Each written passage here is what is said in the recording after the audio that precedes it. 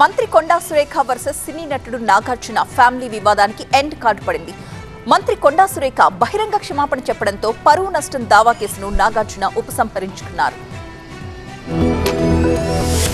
మంత్రి కొండా సురేఖపై హీరో అక్కినేని నాగార్జున దాఖలు చేసిన పరువు నష్టం దావా కేసులో కీలక పరిణామం చోటు చేసుకుంది. మంత్రి క్షమాపణలు చెప్పడంతో నాంపల్లి కోర్టులో కొండా సురేఖపై దాఖలు చేసిన పరువు నష్టం దావా కేసును నాగార్జున విత్డ్రా చేసుకున్నారు. నాగార్జున ఫ్యామిలీపై గతంలో తాను చేసిన వ్యాఖ్యలకు చింతిస్తున్నట్టు మంత్రి సురేఖ బుధవారం రాత్రి ఒక పోస్ట్ పెట్టారు. నాగార్జునను ఆయన కుటుంబాన్ని బాధ పెట్టాలన్న ఉద్దేశంతో తాను ఆ వ్యాఖ్యలు చేయలేదన్నారు. వారిని ఇబ్బంది పెట్టాలని కానీ వారి పరువు ప్రతిష్టలకు భంగం కలిగించాలన్నది కానీ తన ఉద్దేశం కాదన్నారు. కొన్ని నెలల క్రితం మంత్రి Surekha BRS working president KTR ను విమర్శించే సమయంలో నాగార్జున కుటుంబం ప్రస్తావన తీసుకొచ్చారు. నాగ చైతన్య సమంత విడాకులను ప్రస్తావించారు. కేటీఆర్ వల్లే వారు విడాకులు తీసుకున్నారని ఆరోపించారు. ఈ కామెంట్స్ రాజకీయంగా తీవ్ర దుమారం రేపాయి. మంత్రి వ్యాఖ్యలను అక్కినేని ఫ్యామిలీ తీవ్రంగా ఖండించింది. కొండా సురేఖ చేసిన ఆరోపణలపై కేటీఆర్ దాఖలు చేసిన కేసు విచారణ ఇంకా కొనసాగుతోంది. సంబంధం లేని విషయాల్లో కొండా సురేఖ తనపై అడ్డగోలు వ్యాఖ్యలు చేశారని, తన గౌరవానికి భంగం కలిగించేలా వ్యాఖ్యలు చేశారని కేటీఆర్ కొండా సురేఖపై కేసు వేశారు. నాగార్జున కుటుంబంపై చేసిన వ్యాఖ్యలను ఉపసంహరించుకున్న కొండా సురేఖ కేటీఆర్ పై చేసిన వ్యాఖ్యలను